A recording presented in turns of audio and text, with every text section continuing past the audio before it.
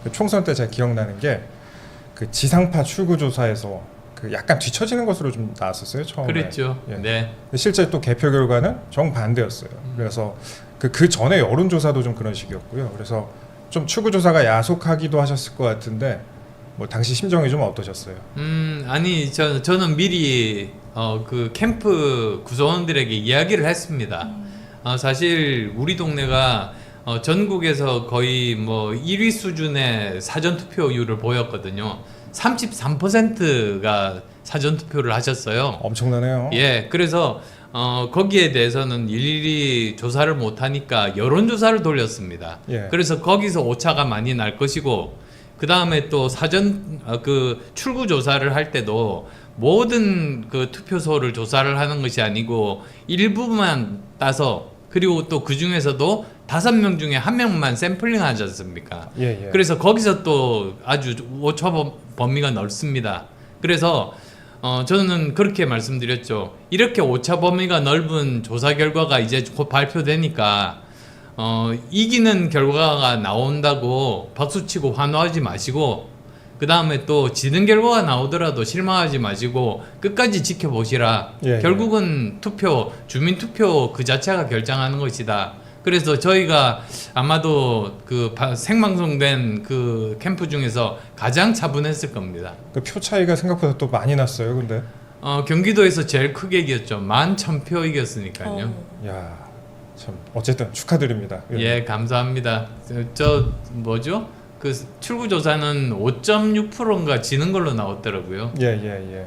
또 그런 재미가 있는 거죠. 또 그렇게 이기는 재미가 또 있는 거 아니겠습니까? 그래서 저 예. 뭐 농담반 진담반으로 그랬습니다. 서로 이제 해단식 할 때 예. 그 틀린 이 출구조사가 우리의 기쁨을 2배로 만들었다고. 역시 좋습니다. 예. 네, 의원님 축하드립니다. 실제로 뵈니까 이 화면보다 훨씬 잘생기신 것 같은데요. 아유, 감사합니다. 네, 이렇게 또 빛나는 외모만큼 제가 최근에 또 TV를 보다가 깜짝 놀랐습니다. 그 SNL 출연하신 거 봤거든요. 예. 근데 깜짝 놀란 게 이 외모만큼이나 또 개그감이 너무 외국에서 가장 살이 많이 쪄서 돌아오는 곳이 어떤 곳인가 한 번 더 여쭤보겠습니다. 예. 오키나와거든요. 네, 왜 그렇죠? 왜 그러냐면 5끼나 나와서 그걸 먹어야 되기 때문에. 네, 여러분 5끼 먹으시는 분 그 오키나와에서 네, 살이 많이 찌는 곳이다라고 하시는데. 자, 근데 네. 제가 저기 뭐 개그를 많이 하는 편이 된 게 네.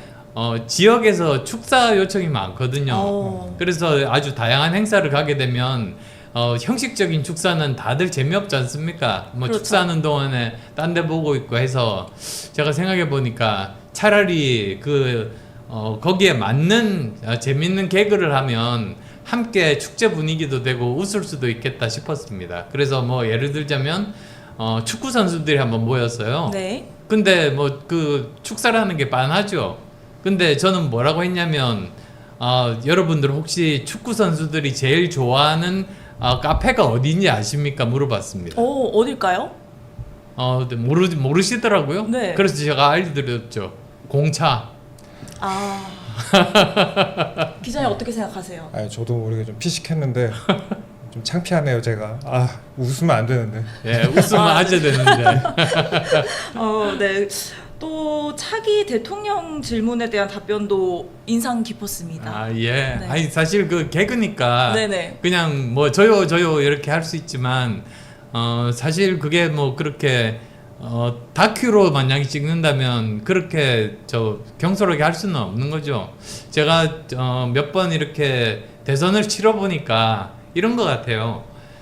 그 시대에 정말로 어떤 사람이 필요한가는 각자의 마음속에 이렇게 자리 잡지 않습니까? 예. 그게 모이면은 전 국민이 모이면 그것이 시대 정신이 되는 겁니다. 네. 그래서 그런 인물상에 맞는 사람이 당선이 되게 되는 것 아닌가 싶습니다. 그래서 뭐 저 같으면 과학기술 쪽으로 뭐 다른 사람은 없으니까요.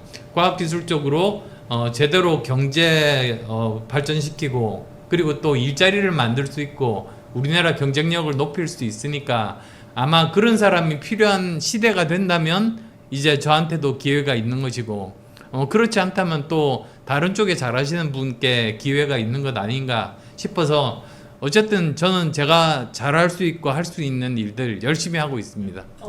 네. 개그라고 하셨지만 제가 눈빛에서 열의를 봤습니다. 아우. 3년 후에 또 기대를 해보도록 하겠습니다. 예. 일단 개그와 열의를 봤으니까 영수회담 얘기 한번 해봐야 될 것 같아요. 오늘 제가 그 정부 출범 후에 영수회담이 오늘 처음으로 열렸잖아요. 그렇죠. 저희가 처음에는 1시간 정도 될 것 같아갖고 예상을 했는데 2시간 10분이나 진행이 됐어요. 이게. 그래갖고 4시 14분에 종료를 했습니다. 근데 이재명 대표가 회담에 앞서갖고 장장 A4 용지 10장을 읽고 갔어요. 그래갖고 국정 방향을 돌릴 마지막 기회다. 거부권 행사는 유감이다. 가족분 의혹도 정리해야 된다. 이러면서 이제 김건희 여사를 우회적으로 이제 지적을 했죠. 아예 작심 발언을 했어요. 그 오늘 회담 어떻게 일단 평가를 하시겠습니까? 일단은 그 정부에서 빨리 협상을 마무리 지었었으면 했습니다. 그래서 이게 한 번으로 끝날 것은 아니기 때문에 왜냐하면 이제 그 192석 아니겠습니까? 맞아요. 예. 야당이 그렇게 되면은 우리가 협치를 안 할 수 없습니다. 그래서 이런 것들을 정례화를 할 테니까 이번에는 가장 중요한 주제 3개 정도만 하자고 미리 안을 내고 빨리 그것을 합의를 했으면 예. 사실 오늘같이 그렇게 야당 대표가 하고 싶은 말 그렇게 다 하는 판을 깔아주지는 않았을 거 아닌가 그런 게 좀 아쉽습니다. 판을 깔아줬다. 일단 저희도 처음에 그렇게 생각을 했어요. 의제 없이 가겠다고 할 때 좀 위험한데. 그러니까 의제 없이 하자고 해놓고 본인 하고 싶은 말 다 할 수 있는 기회를 만들어줄 수 있는 거니까. 예. 근데 그런 또 이제 판이 만들어졌다. 그렇게 보시는 거죠? 예. 5장 읽을 줄 알았는데 10장을 읽었습니다. 5장을 예상하셨어요, 그래도. 근데 오늘 이제 또 이재명 대표가 얘기를 한 거가 이제 민생 회복 지원금 25만 원부터 시작을 해가지고 최상병 사건 이제 특검법, 이태원 특별법까지 이제 적극적으로 수용을 해달라 이런 식으로 압박을 했는데요. 이런 부분에 대해서는 좀 어떻게 평가를 하세요? 예, 저 최상병 특별법에 대해서는 저는 보훈의 관점으로 접근하고 싶습니다. 예. 무슨 뜻이냐면 사실 국가의 존재 이유는 국민의 생명과 안전을 보호하기 위해서 존재하는 게 가장 중요한 이유 아니겠습니까? 예. 그래서 그 국가를 위해서 목숨을 바친 분은 국가가 할 수 있는 최대한의 예우를 해드리는 것이 선진국이고 그리고 또 품격 있는 나라입니다. 그렇죠. 저는 우리나라가 그런 나라가 되기를 정말로 바랍니다. 예. 그런 뜻에서 최상병의 경우에는 진실을 밝히고 거기에 따라서 예우를 하는 것이 옳다. 저는 그런 입장으로 저 이야기를 하고 있습니다만 또 한편으로는 만약에 이게 실제로 이제 그 국회에 올라오고 예. 그리고 또 당내에서 당론이 만약에 정해진다면 저도 예. 당원의 입장으로 또 당연히 거기에 따라서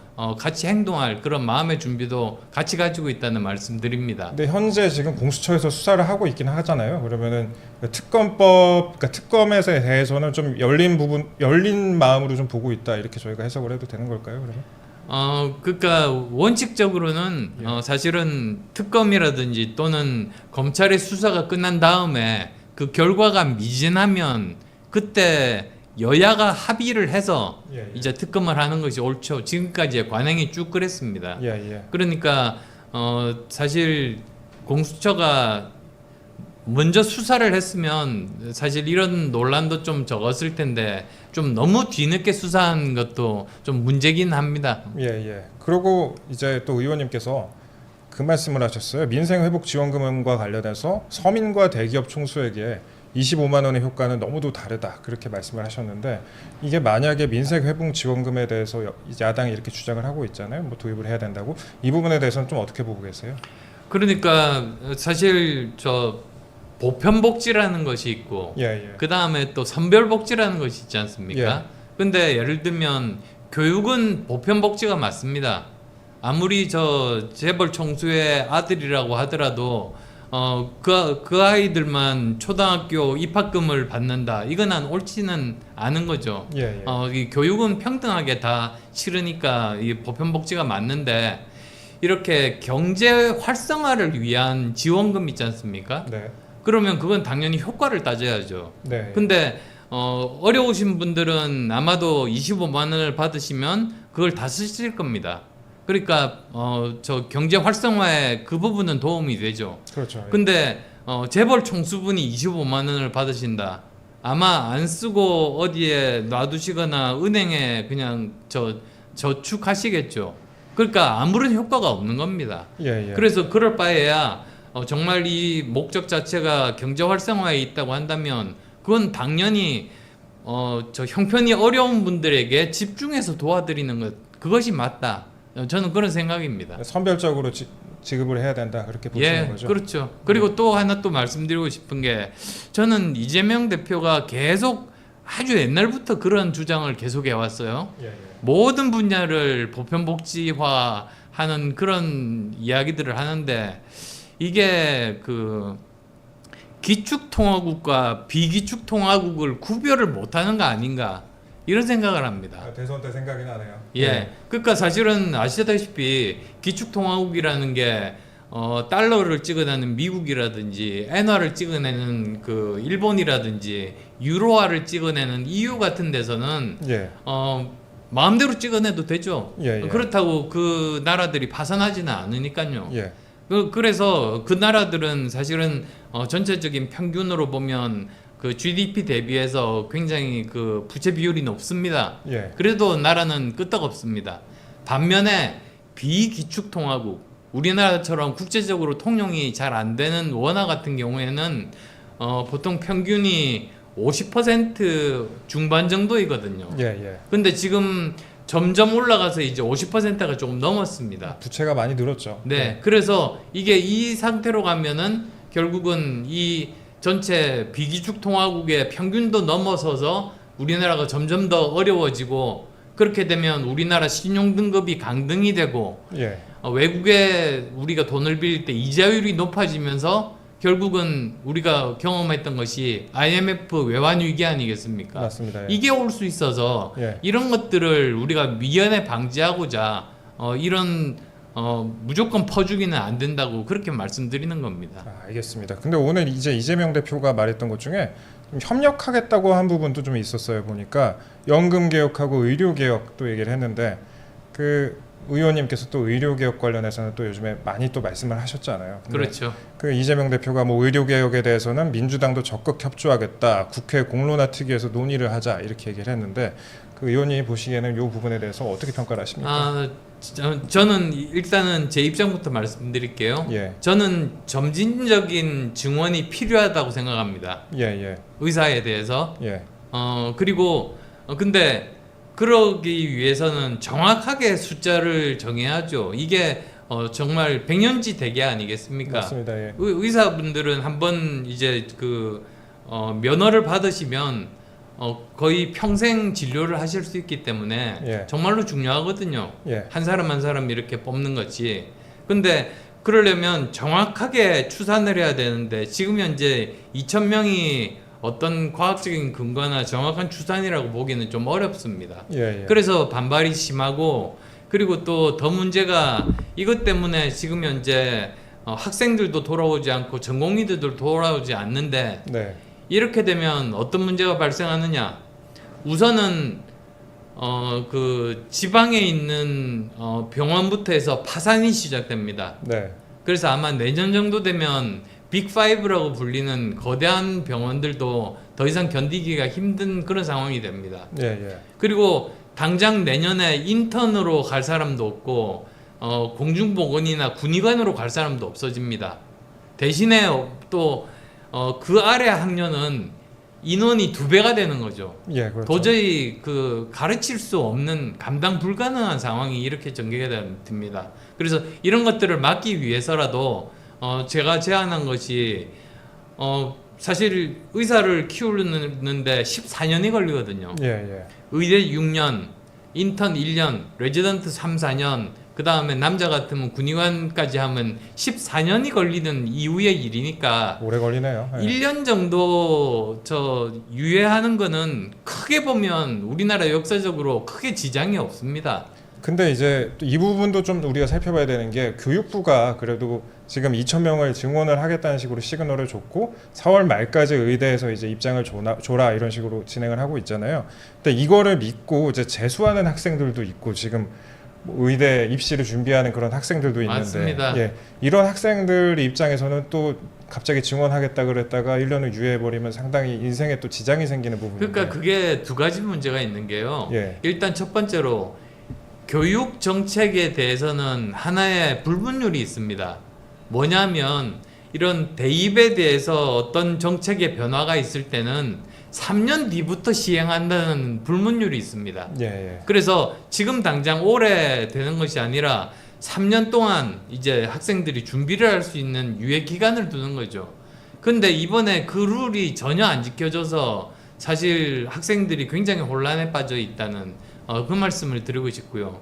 두 번째는 이게 빨리 정리가 안 되면 지금 당장 올해 대입 준비를 하는 사람들이 어디를 갈지 지금 정하지를 못하고 있거든요. 그래서도 이거에 빨리 정해져야 된다. 지금 현재는 4월 말 그러니까 얼마 안 남았네요. 내일이네요. 며칠 안 남았죠. 예, 내일 모레. 내일까지 각 대학별로 몇 명을 뽑는다는 것을 일단은 공지를 하고 그 다음에 이게 정부의 그 공식 기관을 거쳐 가지고 완전히 승인이 되고 행정적으로 확정이 되는 게 5월 말입니다. 예. 근데 이번 같은 경우는 지금 시간이 워낙 없으니까 이런 부분들을 어느 정도 새로 뭐 법을 만들더라도 어느 정도 약간 유예시켜 가지고 1년 정도는 우리가 시간을 벌고 제대로 계산을 해보자, 추계를 해보자. 아니면 뭐 우리나라 내에서 안 된다면 사실 저 지금 현재 서울대에서 제안한 것이 연구비를 내서 이걸 연구를 한 다음에 SCI 논문이라고 있습니다. 예. 그러니까 외국에서 유명한 그런 그 전문가들이 전부 다 승인하면 SCI 논문에 이렇게 게재가 될 수 있거든요. 예. 거기에서 한국이 지금 언제 몇 명의 학생들을 받고 언제 몇 명의 의대 교수를 받으면 문제가 없겠는지. 예, 예. 그럼 그건 국제적으로 공인되는 숫자 아니겠습니까? 네. 거기에 따라서 하면 된다는 거죠. 그럼 의협은 근데 또 증원 철회 없이는 대화도 없다 이런 입장으로 또 요즘에 강공 모드로 가고 있는데 의협에 대해서는 또 어떻게 가야 될까요? 예, 저 사실 제일 문제가 네. 의협의 입장과 의대 예. 교수님들의 입장과 의대 전공의들의 입장과 학생들의 입장이 사실 다 다릅니다. 조금씩 다 다른데 네. 저는 결국은 의대 교수와 전공의들 그 문제가 우선 해결이 되면 차차 이제 저 의협도 결국은 거기에 동의할 수밖에 없지 않나 이렇게 생각합니다. 예. 그리고 대통령실에서 이렇게 얘기를 했어요. 그 윤석열 대통령과 이재명 대표가 종종 만나기로 했다. 그리고 오늘 회담 합의문은 없다 이렇게 얘기를 했는데 그래도 앞으로 영수회담은 계속 이어가야 된다 이렇게 보시는 입장이실까요? 오늘 아침에 제가 사실 그래서 기대하는 어떤 글을 올렸습니다. 세 가지였습니다. 그러니까 이제 영수회담을 기왕에 하니까 첫 번째는 이제 다음에는 아마 여당 대표가 뽑힌 후일 거 아니겠습니까? 그렇죠. 그렇게 되면 정기적으로 여야정 협의체를 만들어 가지고 이런 협치에 대한 문제들을 해결하자. 왜냐하면 지금 뭐 192석이나 가지고 있으니까 아무래도 협조가 필요하지 않겠습니까? 네. 그 다음에 또 두 번째로는 당장 급한 현안인 이 의료 개혁 문제에 대해서 같이 합의를 이루자. 근데 저는 정치권이 거기에 들어가는 건 반대입니다. 네. 정치권은 잘못하면 정쟁에 휩싸이기 쉽거든요. 예. 그래서 오히려 저는 그 의사들과 정부와 그리고 필요하다면 환우회 같은 환자와 가족들이 모여 있는 그런 직접적인 이해 당사자분들 그리고 또 필요하다면 외국의 OECD 같은 공신력 있는 기관들 이렇게 묶어서 협의체를 만드는 것이 가장 이상적이다. 예, 예. 아니면 뭐 최소한 정부와 의사만이라도 이렇게 가는 게 낫지 여기에 정치권이 끼는 거는 좀 오히려 부작용이 있을 수 있겠다 싶습니다. 아까 근데 차기 당대표를 말씀하셨는데 그 차기 당대표가 의원님이 될 수도 있는 거죠? 저는 지금 현재 예. 당대표에 대해서 어떤 생각도 하고 있지 않습니다. 여러 번 사실 말씀을 드렸는데 해석에 따라서 어떤 분은 또뭐 기사가 다 달라요, 보니까. 예. 그런데 사실 지금 저한테 모든 것은 제가 페북에도 어제 썼듯이 당의 개혁 어떻게 하면 된다. 그리고 또 이제 내일 서울대에서 그 하루 종일 심포지움이 열립니다. 거기 참석할 텐데요. 거기에서 이제 의료개혁 어떻게 하면 제대로 할 수 있을까? 이 두 가지 문제 푸는 게 제일 제 주 관심사입니다. 예, 알겠습니다. 이제 그러면 또 의원님 페이스북 얘기 잠깐 좀 해볼게요. 의원님이 어제 페이스북에 올린 메시지가 좀 있었는데요. 이게 좀 화제가 됐어요. 총선 참패 원인을 제공한 당정 핵심 관계자들의 성찰을 촉구한다. 라고 하면서 이제 이선 후퇴를 요구를 한 건데 이게 총선 당시에 이제 인재 역임위원장 역임했던 이철규 의원 염두에 뒀다 이런 기사가 많았어요. 좀 자세한 말씀 좀 듣고 싶어요, 저희. 예, 저는 개인적으로 누구를 이렇게 지칭한 건 아닙니다. 당연한 민심을 제가 전달한 건데요. 동네에서 이제 여러 그 주민들을 만나 뵈면 아무래도 이번 총선에서 정말 참패를 했지 않습니까? 예. 역대급 참패를 했습니다. 그렇게 되면 총선에서 책임을 지었던 지도부들은 이선 후퇴하는 게 그게 도리고, 그리고 또 그렇게 해야지만이 이 당이 이제는 바뀌는구나, 이제 민심에서 이렇게까지 결과를 주신 데에 대해서 반성하고 혁신하고 그럴 의지가 있구나, 이렇게 받아들이실 것 같아서 이제 그렇게 쓴 겁니다. 이철규 의원은 근데 또 누군가는 또 악역을 담당을 해야 된다 또 이렇게 얘기를 했거든요. 그러면 예. 그건 어떻게 보시는지? 예, 본인이 어떤 의도로 그렇게 말씀하셨는지는 잘 모르겠습니다만 어쨌든 제 입장은 확고하다는 말씀드리겠습니다. 네, 알겠습니다. 그리고 의원님 말씀 조금 더 이제 드리자면은 인구 절반이 모여 사는 이 수도권 민심 받들기를 거부하는 정당이라면 향후에도 집권당과 전국 정당의 길을 포기한 정당에 다름 아닐 것, 말씀을 좀 세게 하셨어요. 예, 전당대회 예, 맞습니다. 룰도 당원 50, 민심 50으로 바꾸자고 하셨는데 이거 부연 설명 좀 부탁드리겠습니다. 그러니까 정말 많은 지지자분들이 사실 윤석열 대통령까지 당선시킨 국민들 아닙니까? 같은 국민 아닙니까? 네. 5년 만에 이렇게 헌정사상 처음으로 정권 교체를 이루었으니까요. 근데 이제 이 국민들이 여러 가지 이유로 실망을 하신 겁니다. 그러면 당이 바뀌겠다는 모습을 보여야 되는데 그 가장 중요한 것이 이 전당대회 룰 같습니다. 예. 그래서 지금까지는 100% 당원으로만 했다면 이것을 저는 민심 50대 당심 50으로 이 정도로도 바꾸는 것이 국민들에게 주는 그 시그널이 아주 효과가 있을 거다. 저는 그렇게 생각하고 제안을 한 겁니다. 민심 50이라고 하니까 또 제가 몇 년 전까지 학생이었거든요. 제가 의료개혁 이야기 나오니까 되게 공감이 많이 됐던 게 좀 열심히 공부를 하고 싶어서 삼수를 했습니다. 네, 삼수를 했는데 이게 수능이 올해 다르고 내년 다르고 또 내후년 다르고 이렇게 되는 시기에 삼수를 하다 보니까 너무 또 이제 저는 또 학생의 입장으로서 바라봤을 때 이 의대 정원 자체가 이 근간이 흔들리면 안 되겠다. 좀 정확하게 짚고 넘어갈 부분을 또 짚고 이런 부분이 또 학생으로서의 민심에 해당되지 않을까 하는 생각이 말씀 들으면서 생각이 들었습니다. 예, 맞습니다. 사실 아까 3년 이야기 했지 않습니까? 그러니까 이런 의대 증원 문제 포함해서 이 교육에 대한 정책들이 바로 올해부터 시행된다. 저는 이건 정말로 바람직하지 않고요. 네. 3년 정도는 애들한테 시간을 줘야지 거기에 맞춰서 준비를 하죠. 그런 면에서도 이번 그 정부 정책이 문제가 좀 있었다 생각합니다. 의원님, 근데 이제 아까 당심 50, 민심 50 이 얘기 잠깐만 더 이어가자면요. 근데 당이라는 게 사실 당비를 내는 당원들로 운영이 되잖아요. 그리고 영남 지역에서는 또 서운하게 느끼실 수도 있을 것 같아요. 수도권 얘기를 맞습니다. 하면은. 그러니까 이철규 의원은 영남 당선인들이 무슨 죄를 졌냐 또 이런 얘기를 했고, 권영진 당선인도 영남 때문에 당이 그나마 유지가 된 거 아니냐 이렇게 발언했는데 이 수도권 민심과 전통적인 이 영남 지지층을 함께 좀 아우르는 그런 방안 없겠습니까? 맞습니다. 저도 사실은 영남 자민련이라는 표현을 제일 싫어합니다. 그거는 영남에 정말 우리 당을 지지하는 분들의 그 마음에 상처를 입히는 굉장히 저는 안 좋은 일이라고 생각합니다. 예. 그래서 오히려 저희는 그런 게 아니고 오히려 그 영남에서 이렇게 저희를 믿고 밀어주시는 이 당원분들을 위해서도 우리는 정말 전국 정당이 되겠다. 그래서 자부심을 느낄 수 있게 그렇게 해드리는 것이 저희들의 사명이고 목표다. 저는 그렇게 말씀드립니다.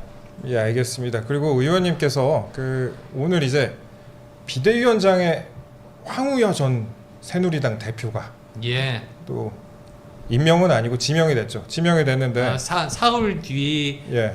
전국위원회에서 투표를 합니다. 그때 확정이 됩니다. 황우여 비대위원장 지명자 어떻게 좀 보십니까? 저는 아주 무난한 인선이라고 봅니다. 그리고 또 많은 사람들 이렇게 의견이 다를 때 조율도 잘하시는 분이거든요. 예. 그래서 저는 지금 현재로서는 가장 중요한 게 비대위원들을 어떤 사람으로 선정할 것인가.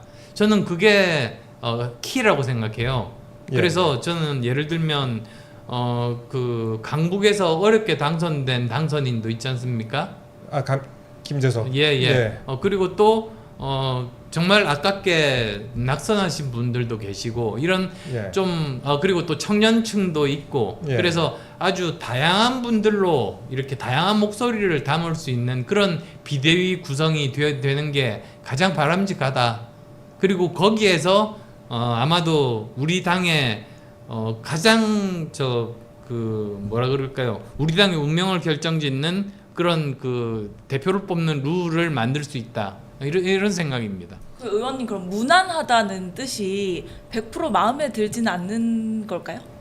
아니요, 그렇지는 않습니다. 지금 상황에서 제일 무난한 선택이고 그래서도 제가 말씀드리는 이유가 미리 그 비대위원장과 비대위원을 한꺼번에 뽑지 않고 비대위원장만 인선하고 이제 비대위원을 구성하는 과정에서 이런 다양한 비대위원들을 뽑으면 그걸 잘 관리하실 수 있는 분이다. 그런 뜻으로 드린 말씀입니다. 그리고 저희 좀 더 여쭤보고 싶은 게 의원님 아까 당대표 출마에 대해서는 이제 아직 뭐 결정된 것이 없다라고 말씀하셨는데 이게 지난 총선을 지휘했던 한동훈 전 위원장 당대표 출마 여부를 놓고도 이제 의견이 분분해요. 보면 근데 한 전 위원장이 출마를 만약 하게 되면 그 당대표 만약에 의원님이 출마를 하신다면 또 경쟁자가 될 수도 있는데 어떻게 보십니까?